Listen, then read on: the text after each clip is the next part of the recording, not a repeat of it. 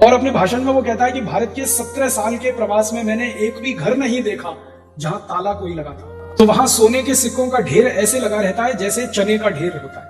1 सितंबर 1857 तक सारे अंग्रेज इस देश में। फिर ब्रिटिश पार्लियामेंट में बहस हुई कि कौन कौन से राजा हैं भारत में जो अंग्रेजों की मदद कर सकते हैं, कौन कौन सी रियासतें हैं जिन पर हम भरोसा कर सकते हैं। तो अंग्रेजों की संसद में एक सूची बनाई गई। उस सूची में सबसे पहला नाम सिंधिया परिवार। दूसरे परिवार का नाम आया ब्रिटिश पार्लियामेंट में, जिससे अंग्रेजों को बहुत मदद मिली, पटियाला राजघराना। चौथा नाम आया हैदराबाद के निजाम का, सालार जंग का। ये जो हैदराबाद का निजाम था, इसने चिट्ठी भेजी, उसने कहा मेरी पूरी सेना आपके लिए है, मेरे पूरा खजाना आपके लिए। उसमें पैसा कहां से आया? क्योंकि उस समय की क्रांति में करीब 480 कोटी रुपए खर्च हुए। 480। तो भारत के लोगों से पैसे छीनने के लिए, धन छीनने के लिए सबसे पहला कानून इस देश में बना, उसका नाम है Indian income tax act. British parliament ने तय किया। माने कोई हिंदुस्तानी 100 रुपए कमा रहा है किसी भी व्यापार से, तो उसमें से 97 रुपए इनकम टैक्स में ले लेना है। माने उसके पास सिर्फ 3 रुपए बचेंगे।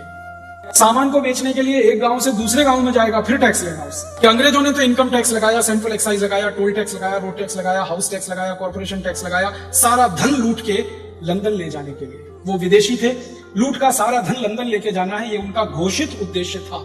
वो कोई सेवा करने नहीं आए थे इस देश में, कोई धर्मादा खाता खोलने नहीं आए थे। अब होना क्या चाहिए था? 15 अगस्त 1947 को आजादी आई, तो आजादी आते ही लूट के जितने कानून अंग्रेजों ने बनाए टैक्सेशन के नाम पर, वो सब खत्म होने चाहिए थे, सब कानून जला देने चाहिए थे। लेकिन आजादी के 62-63 साल के बाद भी वो सारे कानून लगे हुए हैं इस देश में। गोरे अंग्रेज लूट लूट के सारा धन टैक्स के माध्यम से लंदन में जमा कर रहे थे। ये काले अंग्रेज आपसे धन लूट लूट कर स्विट्जरलैंड में जमा। एक भी आदमी पूरे भारत में मुझे ऐसा नहीं मिला जो भिखारी हो और चोर हो। क्यों? वो कहता है सच wealth I have seen in this country India. वो कहता है इतना धन और इतनी संपत्ति मैंने इस देश में देखी है कि कोई व्यक्ति इस देश में भिखारी हो ही नहीं सकता और चोरी कर ही नहीं सकता। चोरी कौन करेगा? जिसके पास संपत्ति नहीं। भिखारी कौन होगा? जिसके पास धन नहीं है। वो कहता है एक भी व्यक्ति ऐसा नहीं है जिसके पास धन और संपत्ति ना हो, इसलिए कोई चोर नहीं है, कोई भिखारी नहीं। और अपने भाषण में वो कहता है कि भारत के 17 साल के प्रवास में मैंने एक भी घर नहीं देखा जहां ताला कोई लगा था। और ताला नहीं लगाते उसके पीछे कारण क्या है? चोरी का किसी को डर ही नहीं है। और चोरी का डर क्यों नहीं है? क्योंकि चोर नहीं है इस देश में। फिर वो कहता है कि भारत में इतना धन और इतनी संपत्ति है, एक एक घर में मैं कभी जाता हूं तो वहां सोने के सिक्कों का ढेर ऐसे लगा रहता है जैसे चने का ढेर होता है, गेहूं का ढेर होता है। एक एक घर में इतना सोना, एक एक घर में इतने सोने के सिक्के। वो कहता है इस देश को हम कभी भी गुलाम नहीं बना सकते। क्यों? क्योंकि इंग्लैंड से कई गुना ज्यादा पैसे वाला ये देश है। इसलिए इस देश को अगर गुलाम बनाना है तो लूटना पड़ेगा। पहले इस देश की संपत्ति को लेके जाना पड़ेगा लंदन।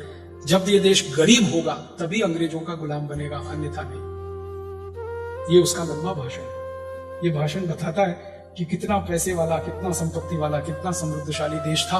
फिर यही भाषण बताता है कि अंग्रेजों ने किस तरह से लूट मचाई इस देश की, जो आज दुनिया का सबसे गरीब देश हो गया। तो इस लूट के खिलाफ भारतवासियों का विद्रोह हुआ था 1857 में, और भारतवासियों ने अंग्रेजों को मार भगाने की कसम खाई हुई थी, और वो कसम उन्होंने पूरी की थी। 10 मई से विद्रोह शुरू हुआ। 1 सितंबर 1857 तक सारे अंग्रेज इस देश में मारे गए, एक भी जिंदा नहीं बचा। यूनियन जैक उनका हर जगह से उतर गया और हर जगह भारत के राजाओं के, रियासतों के झंडे उस समय फहराने लगे। उस समय तिरंगा झंडा नहीं होता था इस देश में। हर राज्य के अपने अपने झंडे हुआ करते थे। सतारा राज्य का अपना झंडा था, ये कोल्हापुर रियासत थी, इसका अपना झंडा था, पुणे रियासत का अपना झंडा था। सभी राज्यों के झंडे इस देश में थे। यूनियन जैक खत्म हो चुका। उस स्थिति में अंग्रेजों ने जब बहस की ब्रिटिश पार्लियामेंट में और ये कहा कि हमें भारत में फिर से जाना है और भारत को फिर से लूटना है, तो कैसे संभव है?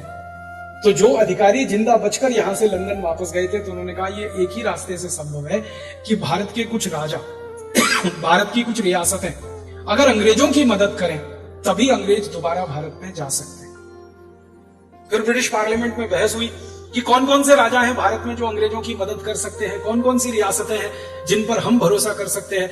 तो अंग्रेजों की संसद में एक सूची बनाई गई। उस सूची में सबसे पहला नाम सिंधिया परिवार, सबसे पहला।